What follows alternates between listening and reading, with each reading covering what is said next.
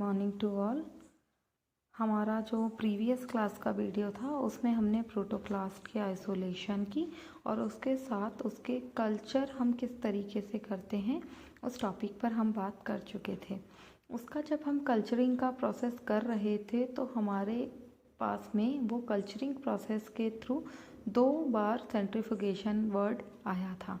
तो सेंट्रीफ्यूगेशन का जो प्रोसेस करते हैं वो हम प्रोटोप्लास्ट के प्यूरिफिकेशन के लिए करते हैं। वो जो सेंट्रीफ्यूगेशन का मेथड हम काम में लेते हैं वो प्रोटोप्लास्ट के आइसोलेशन के लिए और उसका प्यूरिफिकेशन करने के लिए हम काम में लेते हैं।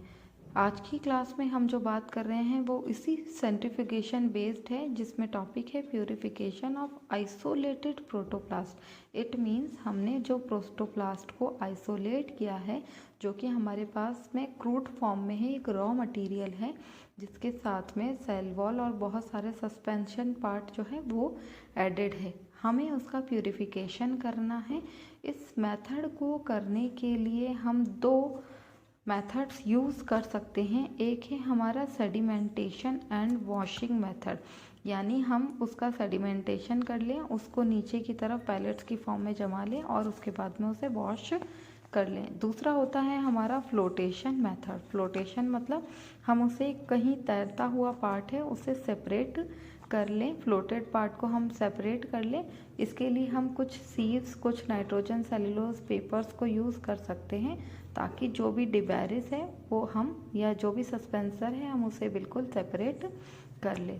तो आज के टॉपिक में हम इसी टॉपिक पर बात करेंगे, प्योरिफिकेशन ऑफ आइसोलेटेड प्रोटोप्लास्ट। देखिए, जो सेडिमेंटेशन का प्रोसेस होता है उस सेडिमेंटेशन के प्रोसेस में हम क्या करते हैं कि जो हमने सिंगल मेथड और डबल मेथड को यूज़ करके प्रोटोप्लास्ट को आइसोलेट किया है वो हमारा क्रूड प्रोटोप्लास्ट प्रिपरेशन होता है। हमने यहाँ पर एक रॉ मटेरियल प्रोटोप्लास्ट का ले लिया है, जिसको हमने एक बॉटल के अंदर, एक पेट्री डिश के अंदर रखा है। इसका हम क्या करते हैं, सेंट्रीफ्यूगेशन मशीन के अंदर इसे लेकर जाते हैं। सेंट्रीफ्यूगेशन मशीन के अंदर क्या होते हैं, कुछ टेस्ट ट्यूब के वेल्स बने हुए होते हैं। इस क्रूड मटेरियल को हम टेस्ट ट्यूब के अंदर ट्रांसफ़र करते हैं। जब इसको टेस्ट ट्यूब के अंदर ट्रांसफ़र किया जाता है और इस टेस्ट ट्यूब्स को सेंट्रीफ्यूगेशन मशीन में लेकर जाया जाता है, तो वहाँ पर हमें कुछ सेटिंग करनी पड़ती है उस सेंट्रीफ्यूगेशन मशीन के अंदर। यहाँ पर हम क्या करेंगे, उसका रोटेशन सेट करते हैं, जिसमें हम यहाँ पर इस केस में लेंगे 75 रोटेशन पर मिनट और वो हम प्रोसेस करेंगे 10 to 15 मिनट्स तक। 10 से 15 मिनट के लिए हमें 75 रोटेशन पर मिनट पर उसको रोटेट कराना है, क्योंकि रोटेशन होगा तो जो पैलेट्स होंगे वो पैलेट्स नीचे की तरफ बैठ जाते हैं और जो भी हमारा सस्पेंसर पार्ट होता है या सुपरनेशंस जो होते हैं वो हमारा ऊपर की तरफ रहता है। डिबैरिस जो है वो ऊपर की तरफ ही रह पाता है। तो जो प्रोटोप्लास्ट पार्ट है वो तो नीचे बैठ गया है, उसका सेडिमेंटेशन हो गया है। ऊपर की तरफ जो भी हमारा सेल वॉल पार्ट है, सेल ऑर्गेनल्स पार्ट है, वो सारा ऊपर की तरफ फ्लोटेड रहता है। इस फ्लोटेड पार्ट को हम क्या करते हैं, रिमूव कर लेते हैं with the help of pipette. Pipette से हम सकिंग करवा करके इसे रिमूव कर लेते हैं। फिर अगेन हम इसका सेंट्रीफ्यूगेशन करवाते हैं, अगेन हम इस प्रोसेस को, इस मेथड को रिपीट करते हैं। Then resuspended at appropriate protoplast concentration. हम इसको 2 से 3 बार इस प्रोसेस को निकालते हैं और इस प्रोसेस से जब सेंट्रीफ्यूगेशन कंप्लीट हो जाता है तो हम इसे किसी और कल्चर मीडिया पर ट्रांसफ़र कर देते हैं इसका कल्चरिंग करवाने के लिए। क्योंकि इस मेथड के अंदर हम जो प्रोटोप्लास्ट था उसका सेपरेशन करवा रहे हैं सेडिमेंटेशन के थ्रू और वॉशिंग करके। यहाँ पर जब हम इस प्रोसेस को रिपीट करते हैं देन इसको नॉर्मल डिस्टर्ब वाटर के साथ मिक्स करके और उसको वॉश भी करते हैं, ताकि कोई भी पार्ट जो सेल वॉल का है, सेल ऑर्गेनल्स का है, वो इस प्रोटोप्लास्ट के साथ ना रह जाए। उसको दूर करना बहुत इम्पॉर्टेंट है। देन हम इसको ट्रांसफ़र करते हैं कल्चर मीडिया पर, और जब इसको कल्चर मीडिया पर ट्रांसफ़र किया जाता है तो इसका कल्चरिंग का प्रोसेस हो जाता है। सेकेंड मेथड है हमारा फ्लोटेशन मेथड। फ्लोटेशन मेथड का मतलब होता है कि कोई भी चीज़ जो ऊपर की तरफ फ्लोटिंग कर रही है उसे सेपरेट करना। देखिए, या किसी चीज़ का ऊपर की तरफ फ्लोटिंग करना, वो कहलाता है हमारा फ्लोटेशन पार्ट। ये पूरी तरीके से डिपेंड करता है डेंसिटी पर। तो ये जो डेंसिटी होती है वो डेंसिटी प्रोटोप्लास्ट की कम होती है, लो डेंसिटी वाला होता है, थोड़ा सा लाइट वेटेड होता है। हल्का होगा तो जो भी सॉल्यूशन हम इसमें ऐड करते हैं, हम हाई डेंसिटी वाला सॉल्यूशन इसमें मिक्स करते हैं।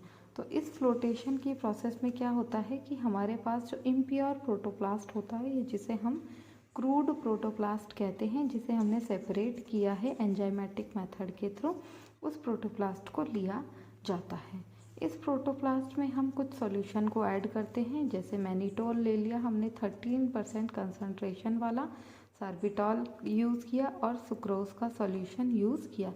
ये तीनों ही हाई डेंसिटी वाले मटेरियल होते हैं, हाई डेंसिटी वाला सॉल्यूशन है।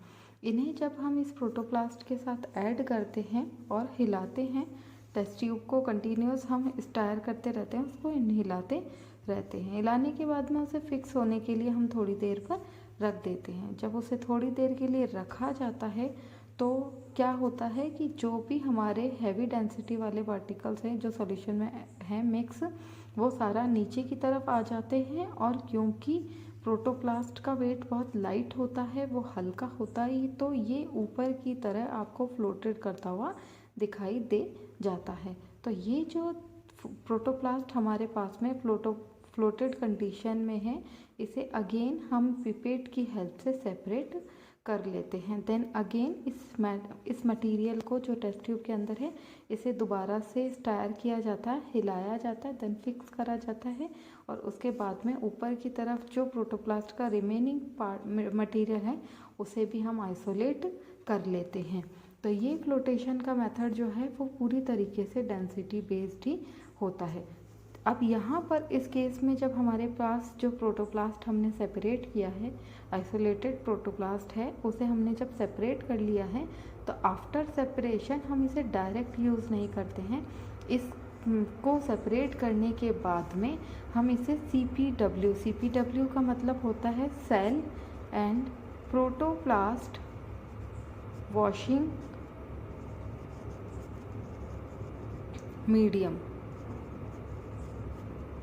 इसमें ट्रांसफ़र करते हैं, वो इसमें ऐड किया जाता है, ताकि और भी अगर कोई हमारे पास में पार्टिकल्स रह गए हैं सेल वॉल या सारे ऑर्गेनेल्स के, तो उन्हें हम अगेन आइसोलेट कर सकें, उनको हम सेपरेट कर सकें।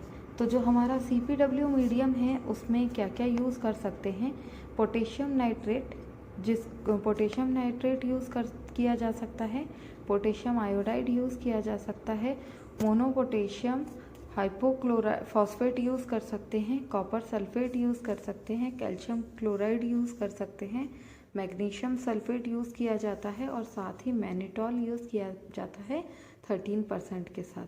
इस कंप्लीट मीडियम को ऐड करने के साथ में हम उसका pH कांस्टेंट रखते हैं 5.8, इसका pH कांस्टेंट कर देते हैं, ताकि आप प्रोटोप्लास्ट के अंदर कोई भी इम्प्योरिटीज़ हों तो हम उसको सेपरेट कर सकें, उसको आइसोलेट करके हम प्योर प्रोटोप्लास्ट ले सकें। तो ये जो प्योरिफिकेशन ऑफ प्रोटोप्लास्ट है, इसमें हम 2 मेथड फॉलो कर लेते हैं, सेडिमेंटेशन और उसके साथ ही फ्लोटेशन।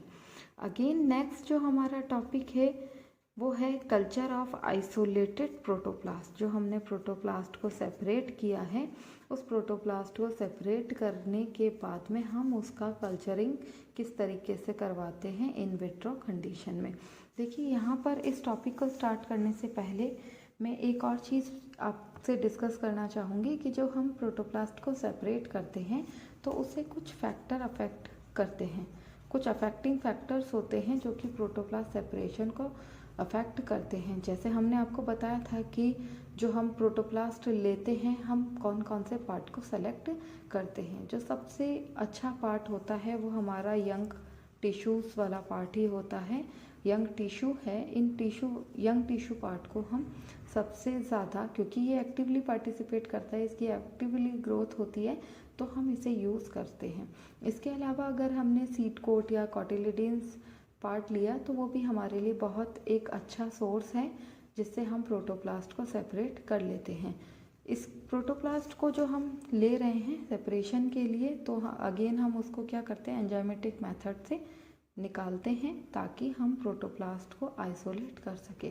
तो यहाँ पर जो एंजाइम यूज़ कर रहे हैं, जैसे सार्बिटॉल है, मैनिटॉल है, सेल्यूलोज यूज़ किया या सुक्रोज हमने ऐड किया था, वो सारा जो एंजाइम है वो हमारे मेन फैक्टर्स हैं जो कि प्रोटोप्लास्ट के आइसोलेशन के लिए इम्पॉर्टेंट होते हैं। अगर यही एंजाइम हमारे लिए प्रॉपर वर्क नहीं करते हैं और प्रॉपर प्रोटोप्लास्ट का आइसोलेशन नहीं करते हैं, तो डायरेक्ट इनडायरेक्ट किसी भी तरीके से प्रोटोप्लास्ट के अंदर जो सेल वॉल है वो प्रेजेंट रह जाती है और उसके साथ कुछ इम्प्योरिटीज़ या सेल ऑर्गेनल्स वाला पार्ट भी आ जाता है, जिसके कारण हमें जो प्लांट मिलेगा प्रोटोप्लास्ट के थ्रू, जो प्लांटलेट डेवलप होगा वो उतना प्रभावी नहीं रहेगा, उतना स्ट्रॉन्ग नहीं रहेगा जिस तरीके के हम डिज़ायरेबल कैरेक्टर्स के साथ को लेते हुए प्रोटोप्लास्ट को आइसोलेट कर रहे थे। इसीलिए जो एंजाइम यूज़ कर रहे हैं वो एंजाइम जो है वो इस तरीके का होना चाहिए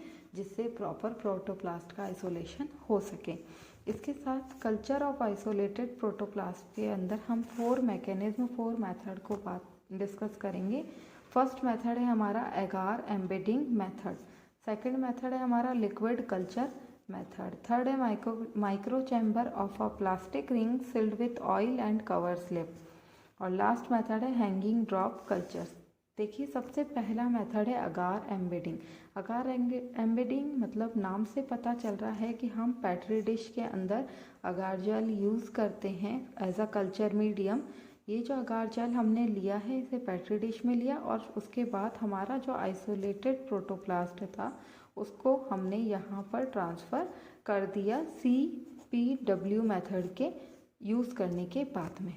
तो जब हम इस अगार कल्चर जेल के ऊपर, अगार मीडियम के ऊपर हम इस आइसोलेटेड प्रोटोप्लास्ट को ट्रांसफ़र करते हैं, तो ये जो प्रोटोप्लास्ट की सेल है वो एक्टिवली डिवीजन करती है और एक्टिवली डिवीजन करके एक क्लम्प्स बना लेगी, कॉलोनी का फॉर्मेशन करती है और फिर कैलस बना लेती है। उसी कैलस से हम क्या करेंगे, प्लांटलेट को डेवलप कर लेते हैं। तो ये मेथड कहलाता है हमारा अगार एम्बेडिंग मेथड। सेकेंड मेथड है हमारा liquid culture method. Liquid culture method में हम क्या करते हैं कि हमारी जो पेट्री डिश है उसमें हम जो कल्चर मीडिया यूज़ कर रहे हैं उसमें कुछ रेगुलेटरी हमारे हार्मोन्स होते हैं, कुछ ग्रोथ हार्मोन्स होते हैं, उनको हम फीडर लेयर की फॉर्म में नीचे की तरफ बेस में रखते हैं। मतलब यहाँ जो बेस है, इस बेस में क्या है, हमारा सारा कल्चर मीडियम होता है। उसके साथ जो प्रोटोप्लास्ट हमने यूज़ किया है, जो लिया है आइसोलेट, उसे हम थोड़ा सा लिक्विड यहाँ तक जो यूज़ करते हैं वो तो जेल की फॉर्म में होता है। यहाँ पर हम उसके अंदर जो हमारी प्रोटोप्लास्ट सेल है उस प्रोटोप्लास्ट के अंदर लिक्विड फॉर्म में उसे लेकर के आते हैं और उसी लिक्विड फॉर्म को इस फेडर लेयर पर ट्रांसफ़र कर देते हैं। मतलब 1 लेयर फेडर लेयर की होगी और 1 हमारा लिक्विड कल्चर होता है। जो प्रोटोप्लास्ट हम सेपरेट किए हैं वो वाला, तो ये फेडर लेयर जो होगी उसके ऊपर जो लिक्विड कल्चर होगा, लिक्विड हमारा प्रोटोप्लास्ट होगा, वो एक्टिविटी करेगा और वो डिवाइड होकर के मल्टीपल क्लम्प्स बना लेगा। इस क्लम्प से कैलस बनेगा और यही कैलस जो है वो आगे चल करके प्लांटलेट का डेवलपमेंट कर देता है। तो इसे हम कहते हैं liquid culture method. Then next है हमारा micro chamber of a plastic ring sealed with oil and cover slip. इस प्रोसेस में हमें क्या करना है, एक ग्लास का प्लेट मतलब एक बाउल टाइप लेना है, छोटा बाउल, उसको हमें इस पेट्री डिश के अंदर रखना है।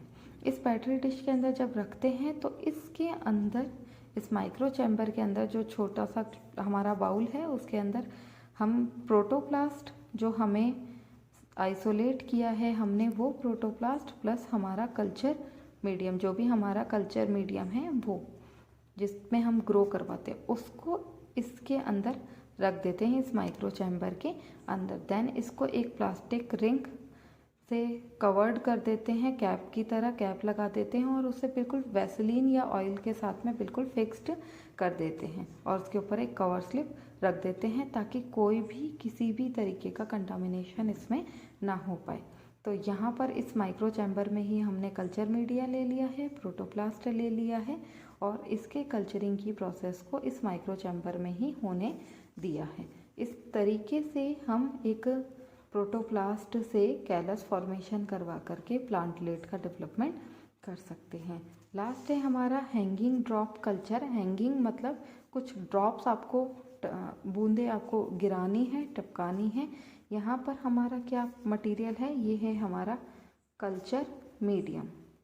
ठीक है, इस कल्चर मीडियम पर ऊपर की तरफ पेट्री डिश को कवर करते हुए एक इस तरीके का कैप लेना है जिसमें कुछ वेल्स बने हुए हों और इस वेल्स पे आप ड्रॉपर की हेल्प से जो प्रोटोप्लास्ट है उसे ट्रांसफ़र करेंगे। जैसे ही ये प्रोटोप्लास्ट ड्रॉप फॉर्म में इस कल्चर मीडिया पर गिरेगा, उसका कल्चरिंग का प्रोसेस स्टार्ट हो जाएगा। इस तरीके से ये ड्रॉप्स गिरेंगी इस कल्चर मीडिया पर और ये कल्चर करने के बाद में इस प्रोटोप्लास्ट से कंप्लीट प्लांटलेट का डेवलपमेंट हो जाएगा। तो ये हमारे 4 मैकेनिज्म हैं कल्चर ऑफ आइसोलेटेड प्रोटोप्लास्ट। आज की क्लास के लिए इतना ही। नेक्स्ट टॉपिक को हम कल की क्लास में डिस्कस करेंगे।